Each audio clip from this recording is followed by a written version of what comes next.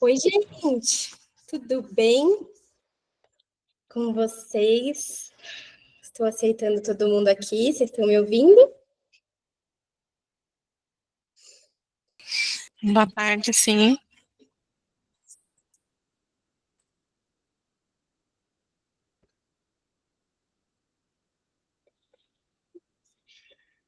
Vou adicionando todo mundo.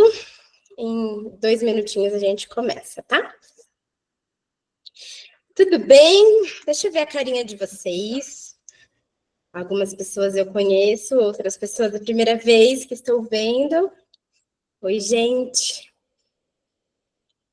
Ao longo dos dias a gente vai se conhecendo ou se reencontrando, né? Olá, tudo bem? Tudo bem? Meu nome é Adriana, sou de São José dos Campos. Primeira vez aqui. Seja bem-vinda. Eu estou numa escola, eu estou trabalhando, estou indo embora agora, então eu vou acompanhar vocês dirigindo no meio do caminho, que eu estou indo para casa agora. Tá bom, a gente vai junto, não tem problema. Tava falando que a gente vai se conhecendo ao longo do percurso. Conheço algumas carinhas, a Lízia, a Tati, a Karine. Outras é a primeira vez. A gente vai se conhecendo. Acho que talvez todo mundo que entrar... Ah, não, peraí, tem mais gente aqui, deixa eu permitindo. Tudo bem, gente? Ai, como é que vocês estão? Eu tava ansiosa por esse dia, por essa chegada do primeiro dia do Entre Linhas. E vou aceitando aqui as pessoas. E antes da gente começar, eu queria dizer que o Entre Linhas foi um projeto assim gestado no meu coração por muito tempo. Literalmente, hoje nasce um filho.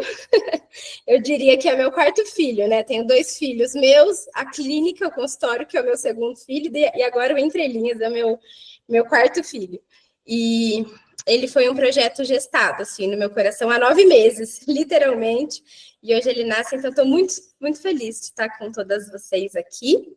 E queria dizer que esse espaço é nosso, um espaço de construção, um espaço para a gente trocar, para a gente aprender, ler junto, e construindo esse grupo que vai ter suas características próprias, seu jeitinho próprio ao longo do caminho. Eu não conheço todas as carinhas de vocês, vou conhecendo assim ao longo do grupo. Muita gente eu já conheço, algumas a primeira vez, mas queria me apresentar um pouquinho. Eu sou Marília, sou psicóloga, sou mãe da Luísa, do Romeu. Vocês já veem as carinhas deles aí pelo Instagram. Sou psicóloga desde 2015, me formei em 2015, comecei minha carreira no RH, achando que eu ia viver eternamente no RH, mas quando a maternidade chegou, eu senti um desejo muito forte no meu coração renascendo. Na faculdade, fiz todos os estágios em psicanálise, fiz todos os estágios da clínica, mas achava que ia seguir sempre no RH. Quando a maternidade chegou, eu vi esse desejo de vir para a clínica.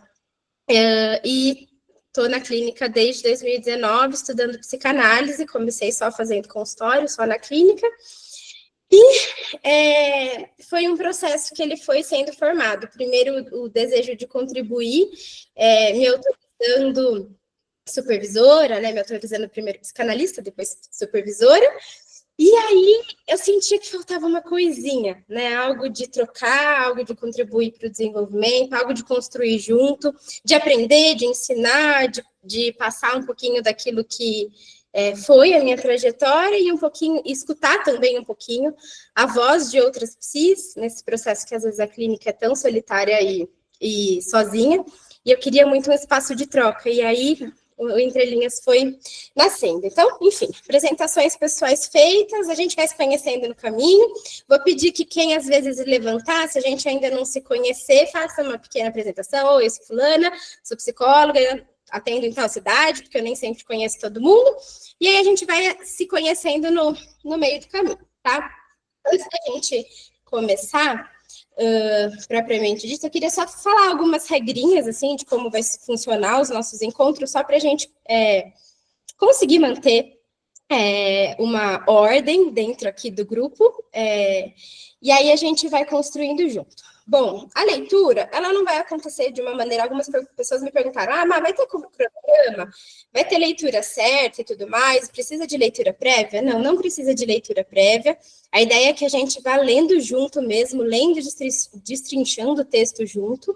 E aí a gente vai lendo um trecho de uma maneira mais corrida, e vai parando, né? Então, a gente lê um trecho junto, depois a gente vai voltando parágrafo por parágrafo, discutindo e tudo mais.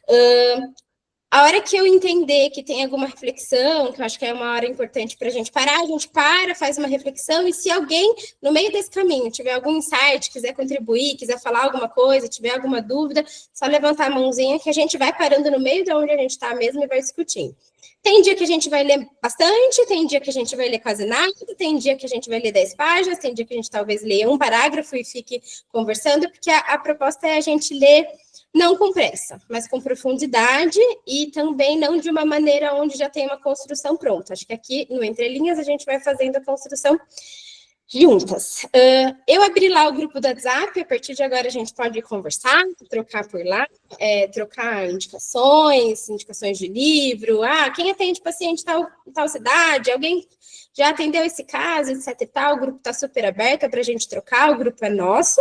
Eu só ia pedir para não ter autopromoção, ou lives, ou produtos, ou venda de boticário, Mary Kay, corrente do dia, bom dia, boa tarde, boa noite, só para não poluir muito o nosso WhatsApp, mas fiquem super à vontade para trocar como vocês quiserem. Esse grupo é para ser nosso, não é para ser só meu. Então, a partir de agora, o grupo fica aberto. Eu fechei até então, só para a gente não ficar com aquelas mensagens preliminares. Tá bom?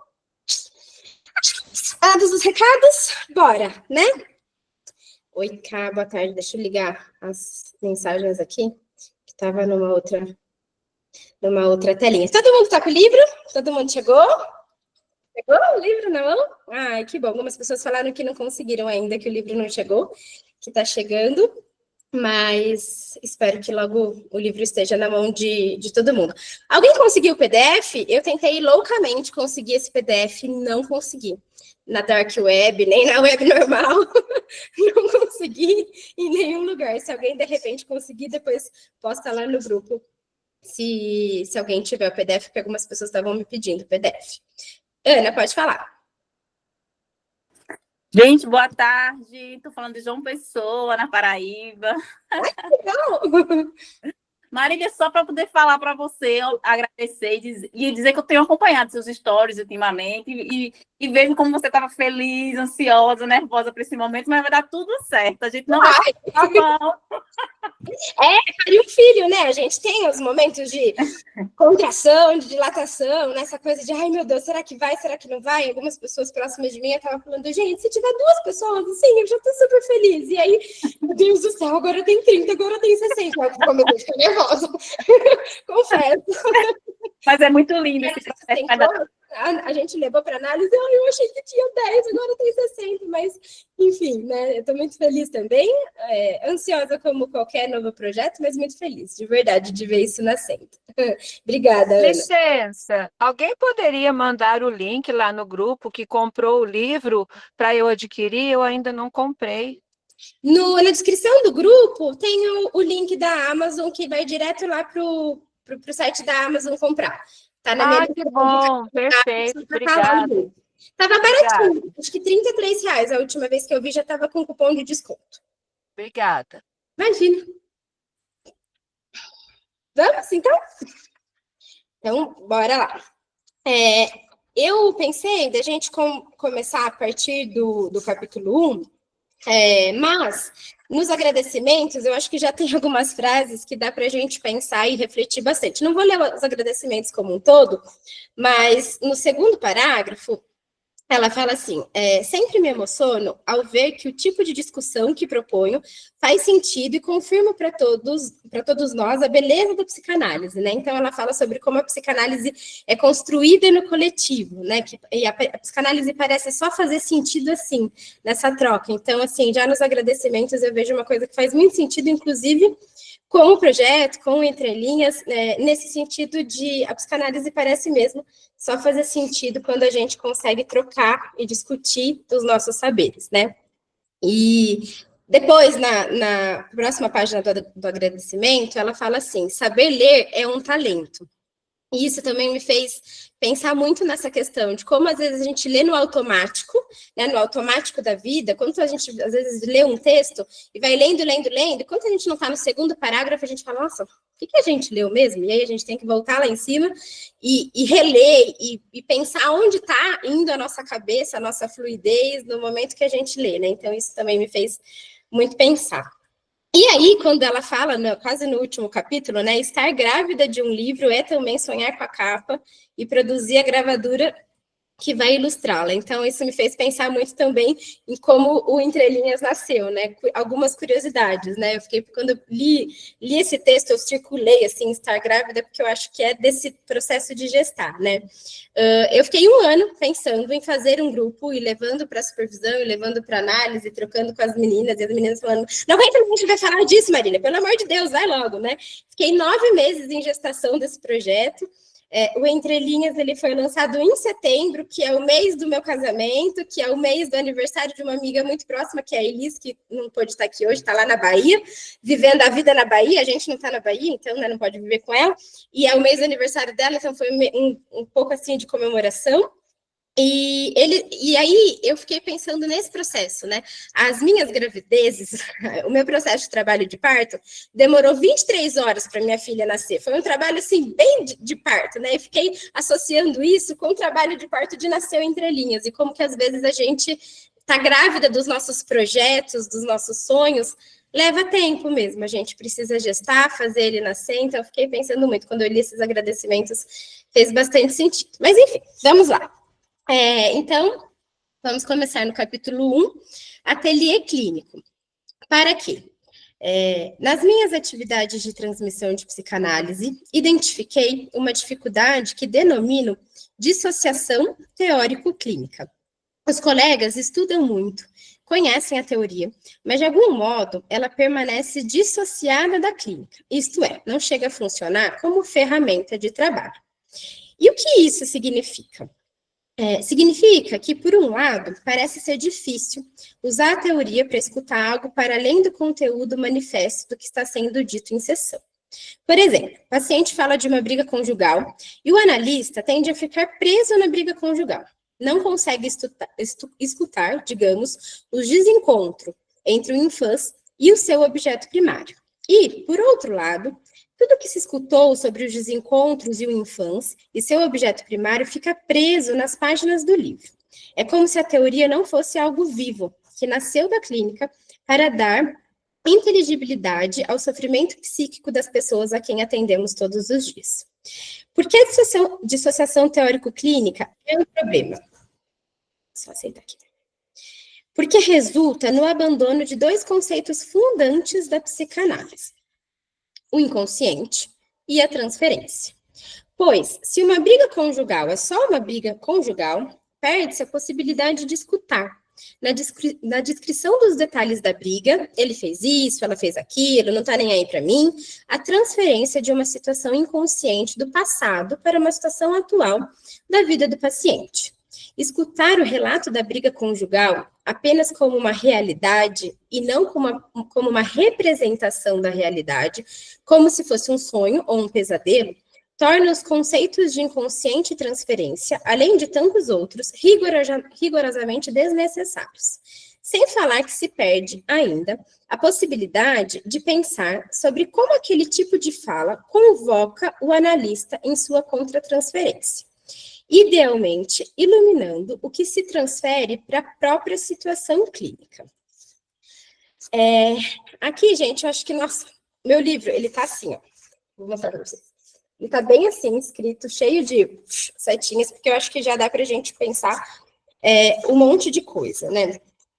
Primeiro, quando a gente fala sobre dissociação teórico-clínica, eu fiquei pensando no conceito de dissociação, né? Dissociação, por definição, é essa separação da realidade com a fantasia, né? Como se a clínica, na teoria, ela fosse mesmo uma fantasia, essa fantasia do ideal, daquilo que a gente idealiza, né? A gente lê, por exemplo, um caso de Freud, ou a gente lê um monte de psicanalista que a gente admira, e a gente fala, cara, como que essa pessoa chegou nisso? Como que essa pessoa fez esse insight acerca desse caso, né? E aí a gente vai para a realidade. E aí a gente senta na cadeira e a gente fala, né? Puta, o que eu faço agora? O que eu faço agora, minha gente? Né? Então, parece mesmo essa dissociação entre uma fantasia muito do ideal e a realidade, que quando a gente está começando, a gente não consegue muito bem saber por qual via ela caminha. Né? E outra coisa que me fez muito pensar sobre isso é que o quanto a gente, na faculdade, a gente aprende o teórico, a gente aprende pelo campo do estudo, que é a questão da absorção do conhecimento, né? Então, a gente tem lá psicanálise 1, 2, 3, conceitos de introdução psicanalítica, aí a gente vai ter o estágio e tudo mais, e a gente pega só essa via daquilo que é estudado. Mas, quando a gente começa a formação da psicanálise, a gente vai vendo o quanto é importante não o estudo da psicanálise, mas a transmissão.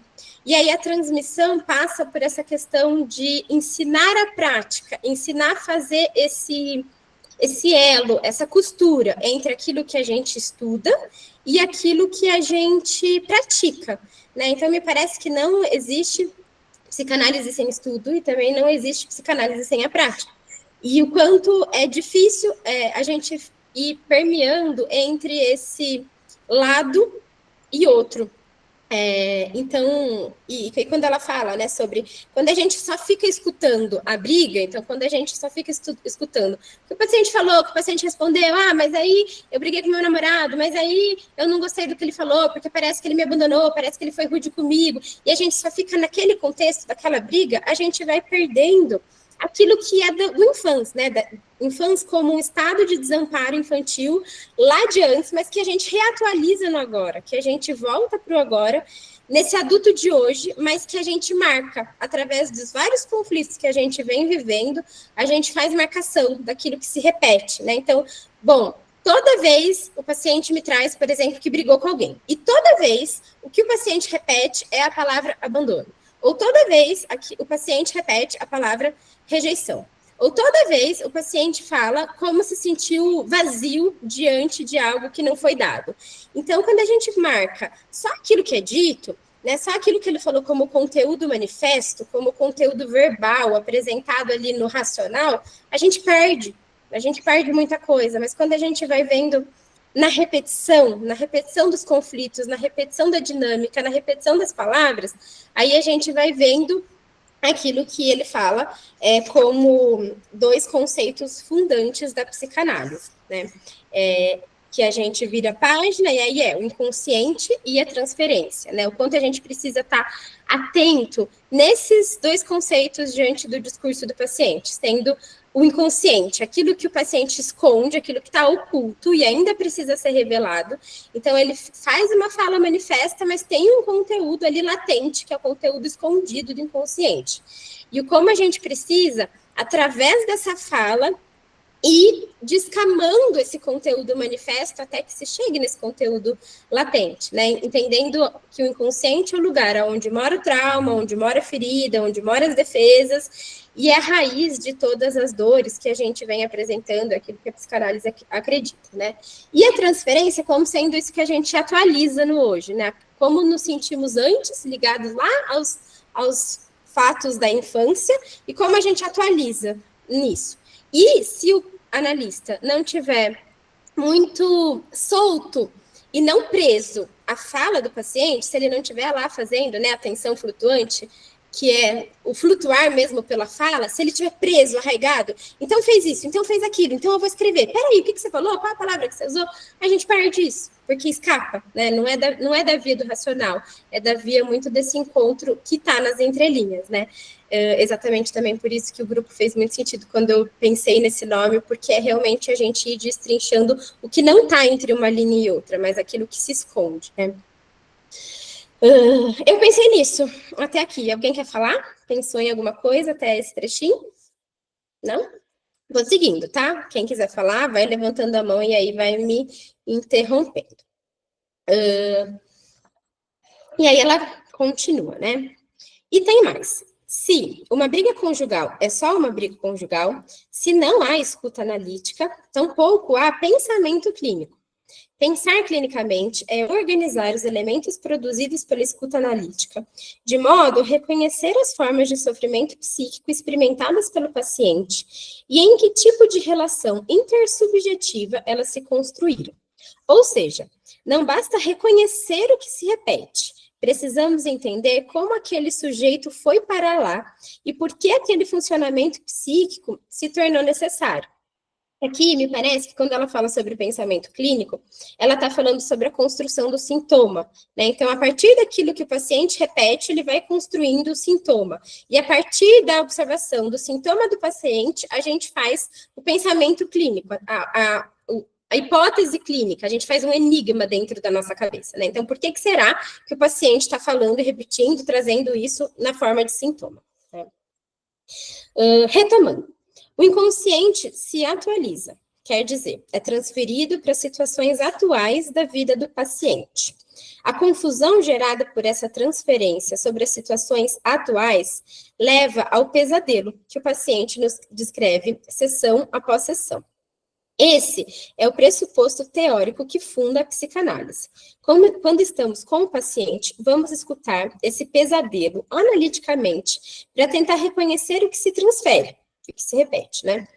Quando ele narra situações em que o parceiro fez isso ou disse aquilo, a pergunta que nos ajuda a reconhecer o que se transfere é: com quem figura interna ele pensa que está falando?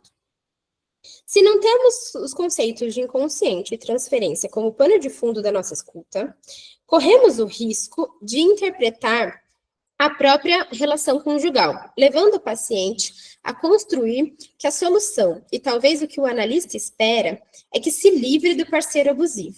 Seria uma decisão tomada de fora para dentro, em submissão ao que o analista espera. Ou seja, seria uma atuação que poderia vir a custar caro para o paciente. Percebe-se aí o potencial iatrogênico da falta de escuta analítica. Quando ela fala sobre isso, que os conflitos do paciente parecem um pesadelo, me veio muito aquela cena dos sonhos que a gente tenta sair, acorda, dorme e volta e cai nele de novo, né? Então, a gente tenta sair de uma situação, dorme, meu Deus do céu, não acredito que eu estava sonhando com isso. Aí a gente fala, vou levantar, tomar uma água, deita, continua a sonhar a mesma coisa, né? E os conflitos, achei muito interessante quando ela fala que os conflitos que o paciente traz em transferência e repete na sessão, a gente precisa ler na forma de um pesadelo.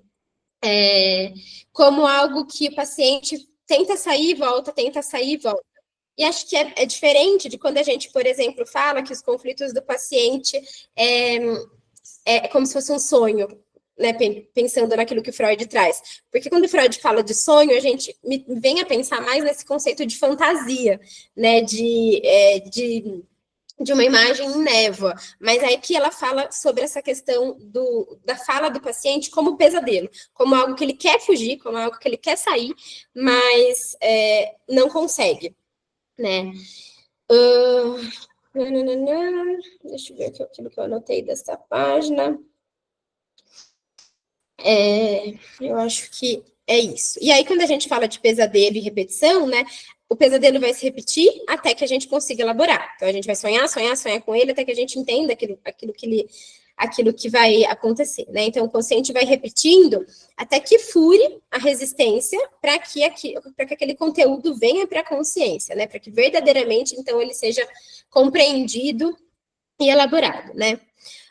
E quando ela fala sobre essa situação, que se a gente não elabora esse pesadelo, e se a gente só escuta a cena da briga, é como se fosse... E o paciente tende a nos atender pensando assim, só em...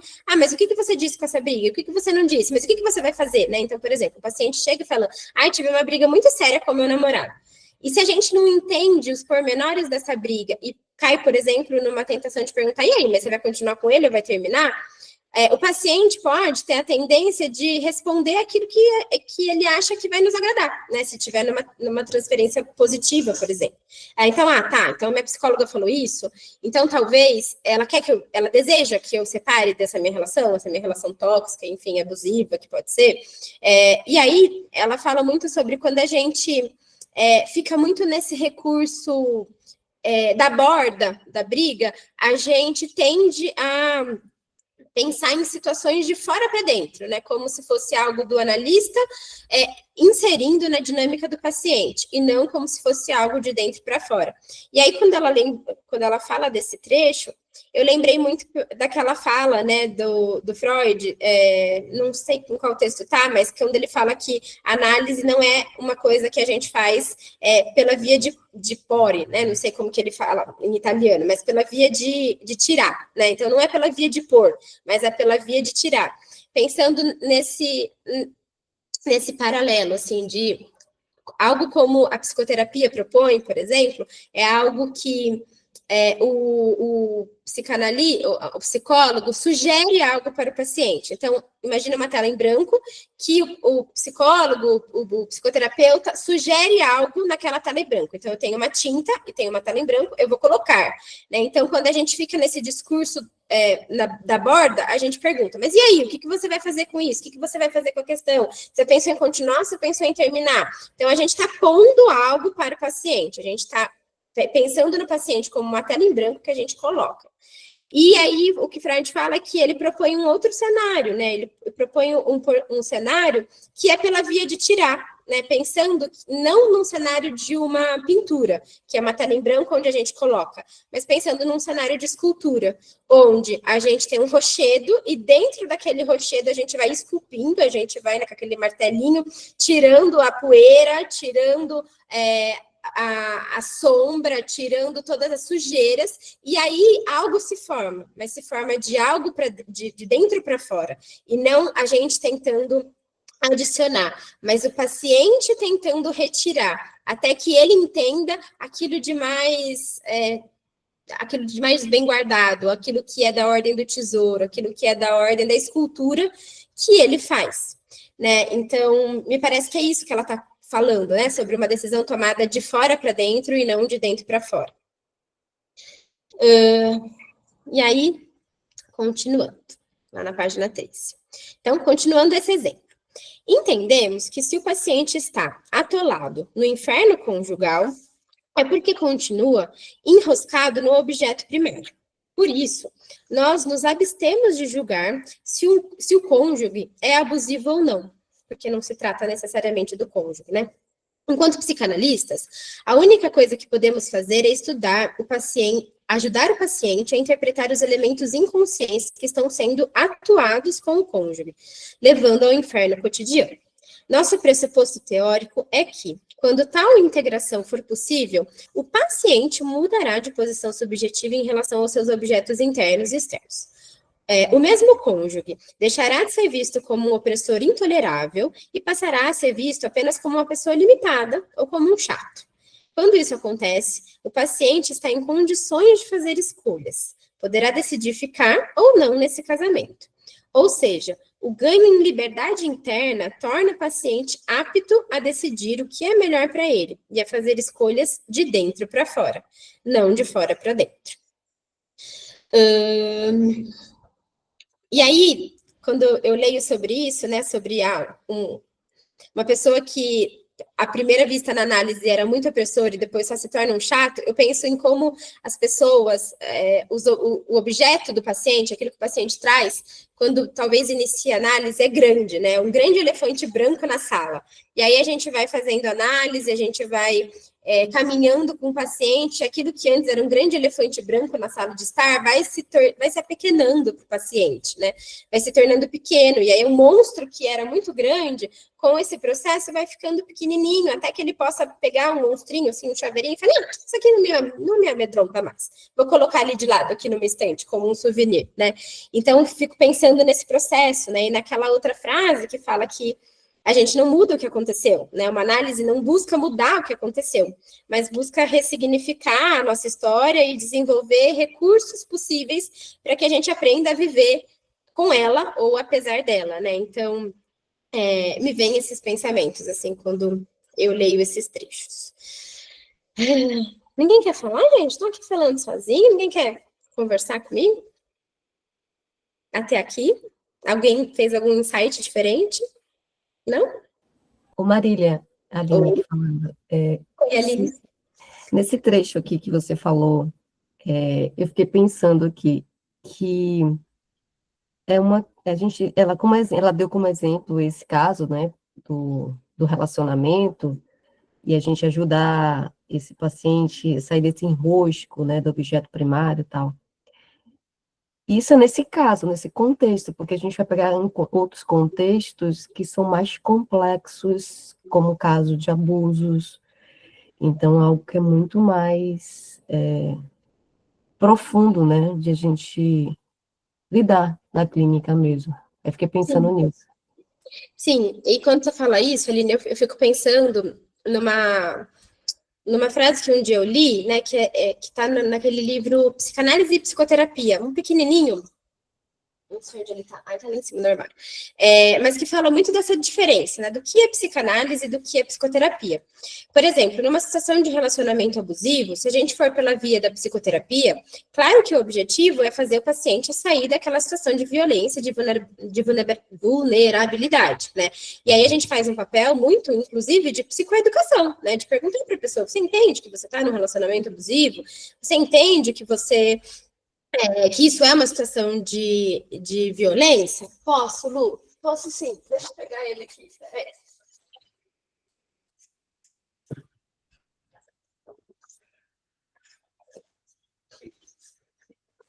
Vamos falar de minhas coisas. É esse livro aqui, ó, da Radmila, não sei falar o nome dela, Zigouris, deve ser isso. É um livro bem pequenininho, é uma tese, eu não sei se é doutorado ou pós-doutorado dela, mas ela destrincha bem a diferença entre psicanálise e psicoterapia. Então, eu vejo muito por esse âmbito, assim, que muitas vezes realmente é necessário fazer um papel ali de psicoeducação com o paciente, principalmente quando a gente tem uma situação de vulnerabilidade, de violência e tudo mais. Mas acho que a gente precisa entender que isso, pela via da psicanálise, não é necessariamente a função da psicanálise.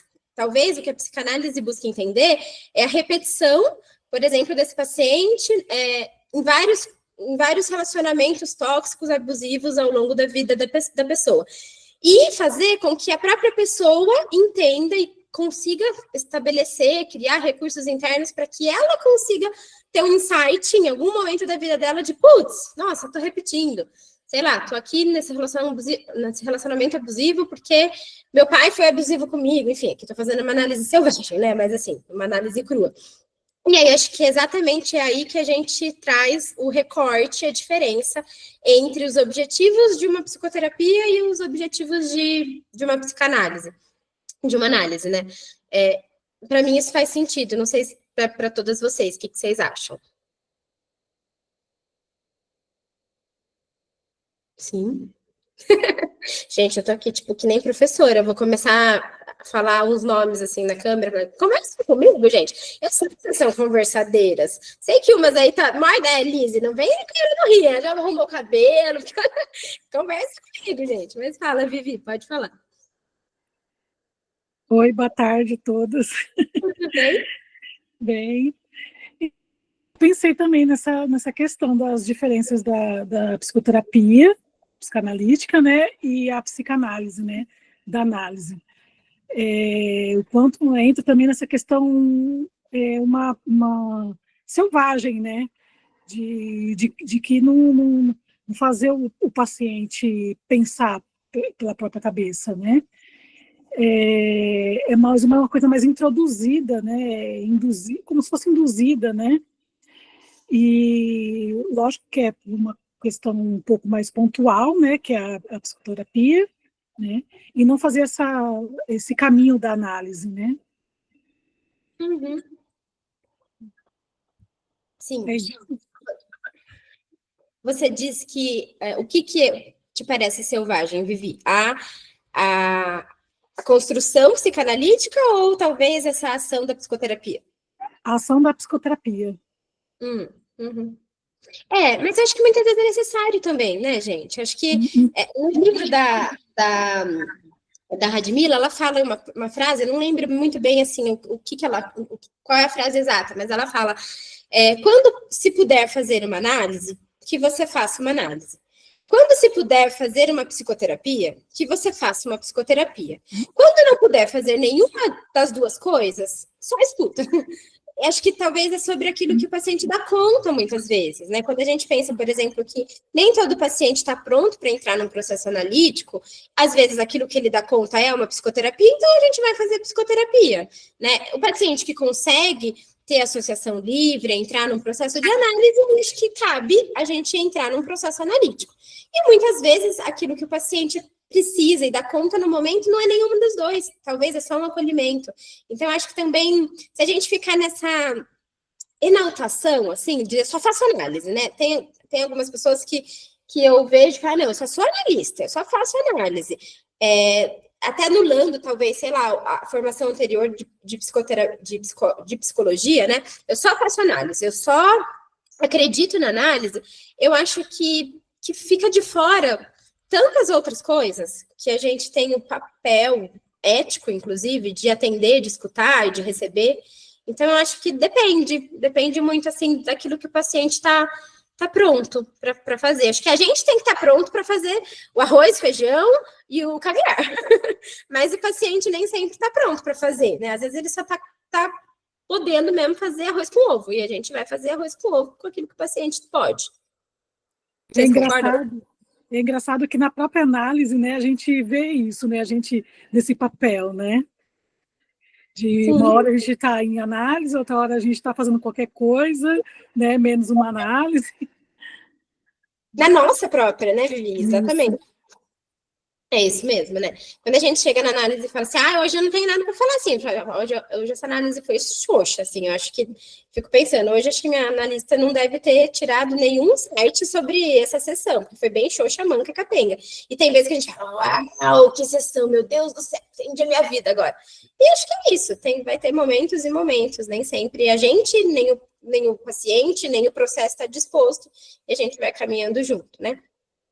Mas uma coisa, Marília, que eu gostaria de falar, eu abri até agora o meu microfone, pelo menos para mim, eu não sei se alguém se identifica, eu acho que o quanto que é difícil, né, principalmente para quem tem informação, ter essa diferença de escuta, né, porque escutar é diferente de ouvir, né, e aí, porque a gente acaba caindo nesse lugar que, como você falou, de agradar o paciente, e a proposta não é essa, né. Então, às vezes, para mim, eu me deparo com esse desafio, né, de se escutar na minha própria análise e também escutar aquele paciente. Então, às vezes, para mim é um desafio, apesar de estar em formação e estudando.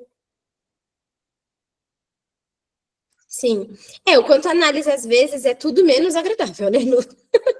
É tudo menos mamão com açúcar, né? Essa questão do tá pago, né? A gente tá pago terapia, muito legal mesmo.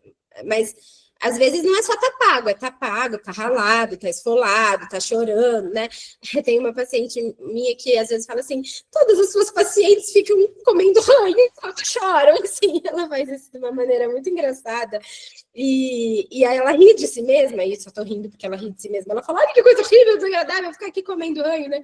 E aí eu falei, sim, algumas, inclusive eu, né? E uma vez eu fazendo esse próprio recurso de, né, comendo ranho na própria análise, falei, nossa, tô parecendo uma paciente minha que ficou com vergonha de ficar aqui comendo ranho enquanto tá fazendo análise, e hoje eu estou aqui comendo ranho na minha análise, né?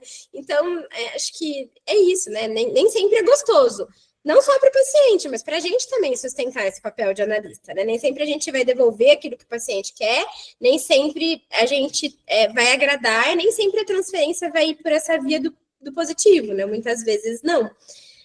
Mas ninguém disse que seria mamão com açúcar a análise, né? Então, acho que talvez é entender a dor e a delícia, né? Tá certo. Vamos continuar? Vamos lá. Só para dar outro exemplo, na mesma linha. Com frequência, a turbulência aparece no relato da relação do sujeito com os pais. Mesmo aí, precisamos lembrar que há transferência das ímagos parentais arcaicas sobre seus suportes atuais, mãe ou pai. Isso significa que o sujeito continua enroscado ao seu objeto primário e que a separação sujeito-objeto não foi suficiente. Conhecemos o risco de induzir o paciente a se separar da mãe de fora para dentro, isto é, sem passar pelo necessário trabalho psíquico. Não vai funcionar. Meu ponto aqui é que a dissociação teórico-clínica pode não apenas tornar a análise inoperante, como ter consequências nefastas para a vida dos nossos pacientes. E acho que desse ponto é importante a gente pensar sobre, muitas vezes, uma análise mal conduzida, ela é pior do que uma análise nunca realizada. Não sei se vocês concordam com isso, né? Eu brinco com os meus pacientes que quando a gente começa o processo de análise, a gente está numa fila de montanha-russa, que a gente não conhece a pessoa que a gente vai andar por esse brinquedo, né? E a gente entra no carrinho, olha para o lado, tá sozinho, a pessoa não tem mais carrinho para entrar e fala, vem, tá. Então, acho que você está conhecendo a pessoa ali no próprio carrinho da montanha-russa, né? E aí, a gente vai subindo junto nesse carrinho da montanha-russa, até que a gente chega lá no clímax, né, naquela viradinha da montanha-russa que a gente fala, agora eu vou descer, né, então é aí que talvez comece esse processo de análise, porque enquanto a gente está subindo, a gente só está, tipo, construindo vínculo, a gente só está meio, e aí, de onde você é, o que você faz, né, qual é essa história, e aí a gente vai construindo, a hora que chega lá no carrinho da montanha-russa, né, aquele momento que começa a gelar a barriga, tem o clímax, e aí talvez uma análise começa a acontecer propriamente dita, né? Só que muitas vezes, nesse momento, alguém pula do carrinho, né? E aí eu faço essa analogia, né, falando para o paciente no começo do processo, assim, quando eu estou construindo a transferência, quando eu estou falando sobre os objetivos, estabelecendo o contrato, né, eu faço essa analogia, essa brincadeira, para tentar falar para ele, olha, em alguns momentos a gente vai pular do carrinho, mas vamos pensar querer pular do carrinho, vamos pensar no risco de querer pular do carrinho, né, e que às vezes, se você pula do carrinho e eu fico lá sozinho, eu também não sei como acaba essa descida, essa brincadeira, né, e às vezes você pular do carrinho é pior do que você ter começado a brincadeira, né? Então, às vezes, é importante pensar nisso. Como a gente consegue conduzir essa análise? E uma análise que ela é feita de um jeito que não é análise, ela pode ter sérios danos na vida do paciente, né? Na estrutura psíquica do paciente. Então, às vezes, é melhor a gente não começar do que tentar fazer uma análise selvagem, uma análise que ela não é segura, num carrinho que não está seguro, por exemplo, né? Um carrinho que o analista não consegue muito bem entender como conduzir, né? Então, acho que eu fico pensando muito nessa analogia do carrinho, assim, de alguém que pula do carrinho e aí se estrambica lá, né? Então, fiquei pensando nisso. Há também o problema inverso. Em vez da dissociação teórico-clínica, encontramos com frequência a aplicação direta da teoria clínica. Dou 2 exemplos. O paciente deprimido diz que se tranca no quarto, fecha as persianas e fica lá no escuro o dia todo. Quem já ouviu aquela ideia de Winnicott, de que toda criança se esconde, mas espera ser encontrada, pode ficar tentado a aplicar a teoria tal qual o material clínico. Interpretará, por exemplo, que o paciente está escondido no quarto esperando ser encontrado pelo analista. Mas talvez ele não esteja escondido, talvez esteja no quarto porque perdeu as esperanças e renunciou à vida. Seria um microsuicídio, o que é bem grave. Outro exemplo, o paciente está na sala de espera e escuta pela porta rumores indistintos entre o paciente anterior e o analista. Deita-se no divã e diz que ouviu murmúrios da sessão anterior. O colega já ouviu falar em cena primária e pode ser tentado a aplicar a teoria diretamente ao material clínico, interpretando a curiosidade em relação à cena primária. Sim, pode ser isso, mas também pode não ser. E aí, aqui, me vem aquela questão realmente da análise selvagem, né?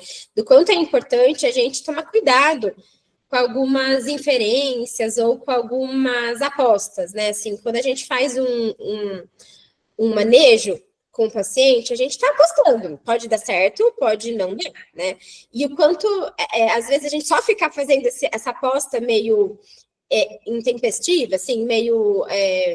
muitas vezes, com recorrência, sem ter certeza, a gente pode cair numa análise selvagem e a gente pode até assim estar certa no nossa análise, na nossa aposta clínica. Mas às vezes não é a hora, às vezes não é o que o paciente precisa naquele momento, e às vezes pode também ser uma outra via.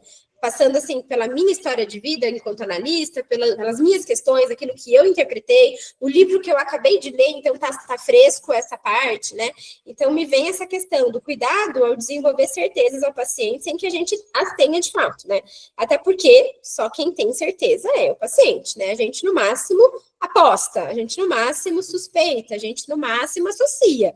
Mas quem tem certeza daquilo que sente acerca de si mesmo, né, pensando naquela ideia lá de escultura, que o paciente que tem o tesouro e ele que vai esculpir é ele. Então, muitas vezes a gente fala, eu tenho, né, certeza que é isso, então isso pode estar relacionado com aquilo, é um pouco preocupante, né, e muitas vezes a gente é tentado a fazer isso mesmo, porque parece que tá claro, parece que tá ali, assim, na nossa frente. A gente fala, aí o paciente fala assim, eu não sei por que eu tô fazendo isso, Marília, me dá um sinal. Aí a gente fala, coça a língua, às vezes, para querer falar aquilo que a gente pensou, mas o quanto é importante não, porque isso pode não ser, né? Como ela falou, pode ser ou pode não ser, né? Mesmo sendo, Marília e Tamara que tá falando, e mesmo sendo, às vezes a gente acerta, mas não é a gente que tem que chegar à conclusão. A gente tem que esperar o tempo dele chegar à conclusão, né? Isso.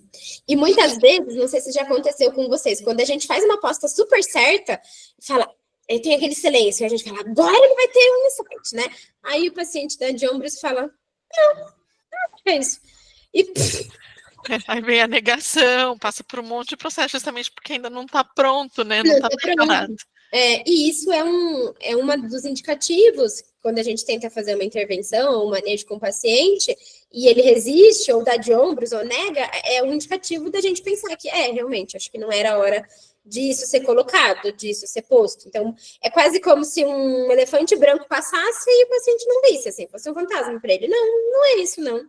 E tá ok, não é isso para ele agora, nesse momento, pode ser, pode não ser, vamos ver no decorrer, né? É bem isso, Ita. Para não correr esse risco, sempre vale a pena perguntar ao paciente o que aquela situação significa para ele. Vamos tentar entender o que ele está tentando dizer e expressar com aquele relato. Transferencialmente, com quem ele pensa que está falando. Enfim, ao fato, ouvir murmúrios lá na sala, né? E a como ele interpreta esse fato.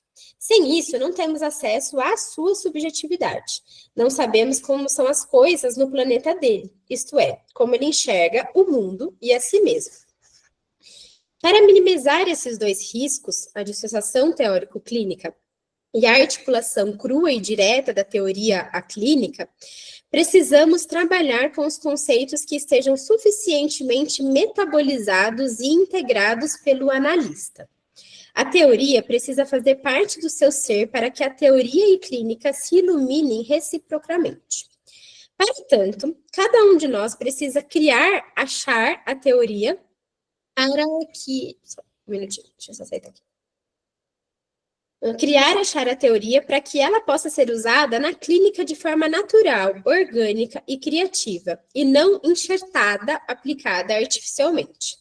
Nesse sentido, a formação de uma escuta analítica depende de uma experiência intelectual e emocional, de redescobrir a teoria viva na clínica. Foi isso que levou a propor a atividade que chamei de ateliê clínico. Quando ela fala sobre metabolizado, eu achei muito interessante isso, que a psicanálise ela precisa ser metabolizada dentro do analista, né? A gente tem aquela ideia do comer livros, né? Comer livros, só comer, né? Como uma coisa de enfiar para dentro. Mas quando ela vem falando sobre metabolizar e integrar, é quase como se fosse algo de entranhar na alma, né? Assim, a teoria ela não precisa estar assim nesse lugar tão acessível do capítulo tal, versículo tal, página tal. É isso, né? Como se fosse só uma busca por conceitos. Eu acho que ela precisa estar metabolizada nesse lugar de uma coisa se transformar na outra dentro do nosso corpo, assim, né? Pensando nessa questão de estar tão dentro da gente que não é que a gente sabe quem falou, ou que página tá. A gente entende o mundo daquela forma, né? Acho que eu fiquei pensando nisso, assim, de que não pode ser só uma questão do conceito, do comer livros e saber teoria, mas precisa ser algo do emaranhado da gente mesmo, né? E me parece que isso a gente consegue muito mais pela via da própria análise do que pela via do estudo, do comer o conceito, né? E aí, né, pensando nisso, fiquei pensando naquela questão de a psicoanálise, ela não pode ser só estudada, ela tem que ser atravessada pelo analista, né, vivido em suas veias e na sua vida, né, tem uma frase que a gente fala bastante, algumas meninas aqui sabem, que para que a gente goste de psicanálise, a gente precisa ser um pouco doida e doída, né, porque a gente precisa sentir isso na pele, né, sentir na nossa história, na nossa própria análise, a gente precisa conhecer um pouquinho de sombra, para que a gente entenda a sombra do paciente e tudo mais, né, então se a gente só sabe conceito, se a gente só sabe teoria, a gente tem algo ali de distante, algo que a gente não consegue metabolizar, algo que não está integrado na gente, né? E aí, gente, eu acho que a gente para por aqui hoje, porque aí ela vai começar uma outra partezinha, vai falar sobre a construção do ateliê e como isso se deu, então acho que talvez a gente para nesse momento por aqui e a gente vai abrindo para algumas pessoas falarem uns minutinhos e depois a gente encerra e retoma na próxima sexta, tá bom? Vai, Vivi, diga. Então, eu pensei nessa parte página 14, no finalzinho, né? E no começo da página 15, da questão de como o paciente fala, né? Porque, às vezes, o que ele fala não é o que realmente é, né? Então, a gente precisa me perguntar se o que ele está falando, o que significa aquilo ali para ele, né? E para poder entender, porque nem sempre é o que a gente vai entender, né, interpretar, né, porque a gente tem os nossos mundos, né, nossas experiências, né, então a gente olhar pela ótica do paciente, né, o que ele quis dizer com aquilo, né. Sim, o que significa isso para ele, né, quando ele fala, tô apaixonado, talvez antes da gente entender, o fulano tá apaixonado, acho que é importante a gente pensar o que é estar apaixonado para você, como é que você sabe o que é estar apaixonado? Né? Como é que você sente a paixão? O que é a paixão para você? Algo bom ou algo ruim? Tem gente que fala, meu Deus do céu, tô emocionada. Os adolescentes têm muito disso, né? Assim, às vezes alguns pacientes adolescentes falam assim, nossa, aquela pessoa tá muito emocionada. Tá, mas emocionada pode ser bom ou emocionada pode ser trágico. Né? Para os adolescentes, hoje emocionada é ruim, né? Mas para mim poderia ser, ai, que emoção, que gostoso. Então me fala dessa emoção, né? Então acho que é importante pensar nisso, né? O que é aquilo para o paciente, né? Isso. Você, Lu?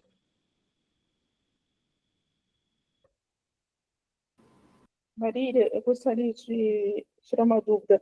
Qual é a página que você parou no livro? Só para eu saber. Parei na página 15. Ali, ela faz quase como 2 parágrafozinhos, tem um tracinho. Foi isso que me levou a propor a atividade que chamei de ateliê clínico. Aí a gente parou aqui. Tá bom, obrigada. Imagina. Tem mais alguém com a mão levantada? Eu não sei o nome. Clínica Emoveri. Oi, tudo bem? Sou eu, boa tarde. Tudo bem? Então, tudo bem. Eu estava na escola, cheguei em casa. Eu tenho uma dúvida. Em relação à transferência que você falou, eu faço terapia, né? O meu terapeuta ele fica muito preocupado toda vez que eu vou relacionar alguma pergunta, alguma situação que eu vou falar, ele fala para mim, cuidado com a transferência. Então, eu vejo a transferência como uma coisa positiva, não é positiva, porque se eu transfiro ali para o meu terapeuta, é uma forma de haver um insight ali, ele trabalhar comigo essa questão. É positivo ou não é? Essa é a minha dúvida. Pode ser e pode não ser, né? Freud fala sobre os tipos de transferência, né? Então, a gente tem a transferência positiva, a gente tem a transferência negativa e a gente tem a transferência erótica, né? Que é o plus a mais da positiva, até que passa do ponto do positivo, né? Então, depende muito. A psicanálise, ela entende que uma análise propriamente dita só consegue ter frutos dentro do ambiente de transferência positiva.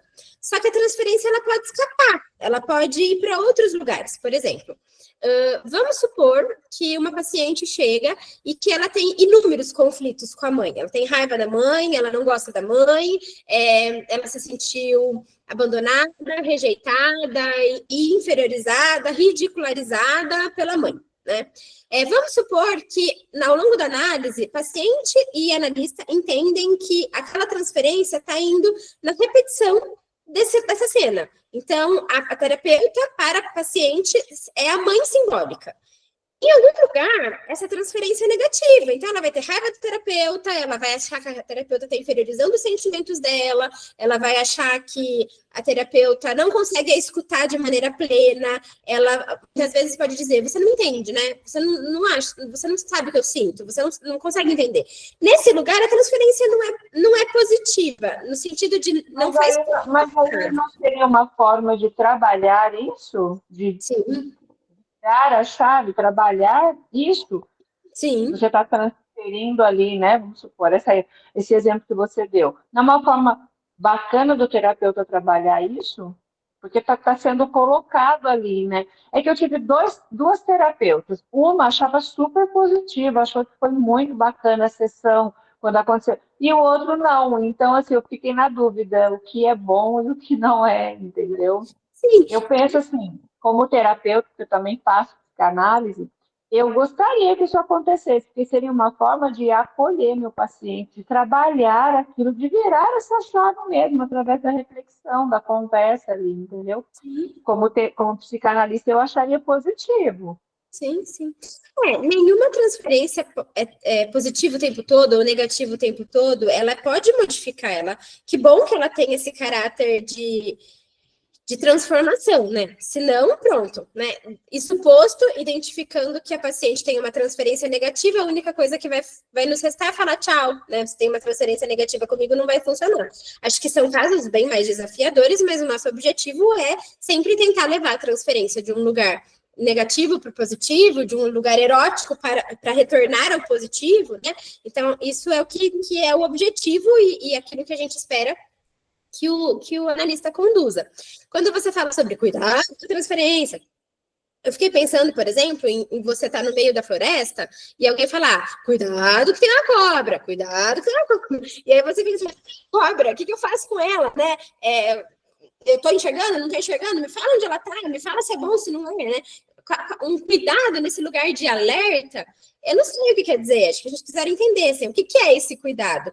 Cuidado é cuidado, tipo, não chegue perto, cuidado com... É uma sinalização de atenção, é uma sinalização de que vocês estão chegando numa área meio complicada.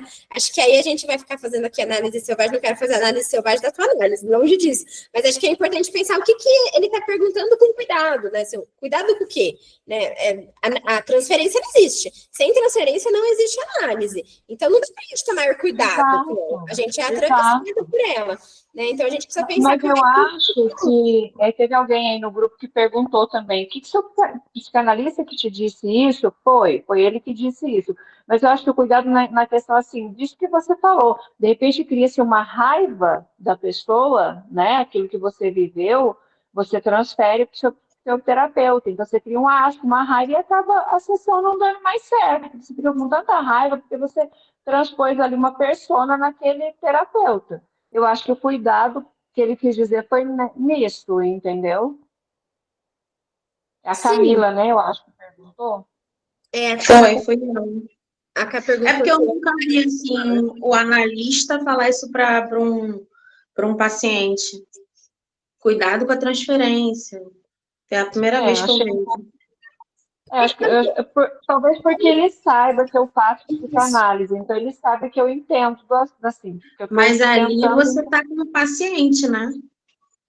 Não como na verdade, eu estou como paciente, é verdade. Por isso a minha pergunta, porque houve um estranhamento, eu achei estranho também. Mas eu penso que foi por essa questão, cuidado, porque vai transferir, daqui a pouco não vai mais querer fazer terapia, vai achar que eu sou a pessoa onde você está, não sei.